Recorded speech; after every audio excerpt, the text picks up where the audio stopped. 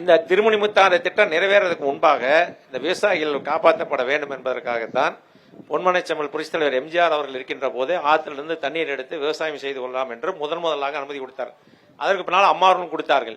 இப்ப அண்ணன் எடப்பாடி அவர்களும் கடந்த காலத்திலே கிட்டத்தட்ட 10 நீரேற்று பாசன சங்கங்களுக்கு அனுமதி கொடுத்து இன்று விவசாயிகள் அந்த தண்ணீரை பாய்ச்சி விவசாயம் செய்து கொண்டிருக்கார். இவருடைய ஆட்சி காலத்துல ஒரு நீரேற்று பாசன சங்கம் கொண்டாங்களா கேளுங்க, விவசாயிகளுக்காக. அதான் அவரை சொல்ல ஆட்சி காலத்துல அந்த கூட்டணி நீரேற்று பாசனத்தை பொறுத்தவரை ஒரு அருமையான திட்டம்.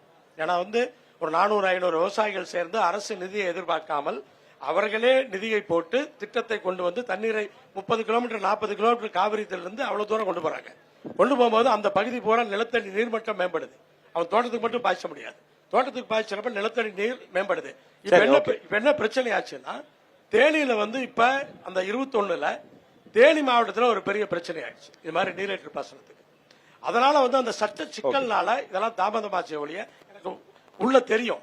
ஏன்னா இங்க நீங்க ஈரோடு, சேலம், நாமக்கல், பரமத்தி வேலூர், கரூர் எல்லாம் சேர்ந்து 13 திட்டத்துக்காக நான் ஃபாலோ பண்ணிட்டு இருக்கிறேன். உள்ள பிரச்சனை அதுதான். அதனாலதான் அது தாமதமாகுது. சட்ட சிக்கல் இருந்ததுன்னா எப்படி சார் கரூருக்கு இப்ப கரண்டுக்கு அனுமதி கொடுத்திருக்காங்க? ஏன் நாமக்கல் கொடுக்கல? இப்ப கொடுக்கல, கரூர் கொடுத்திருக்காங்க.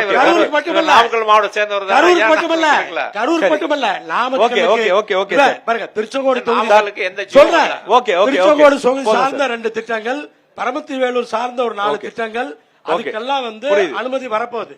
சரிங்க சார். ஓகே.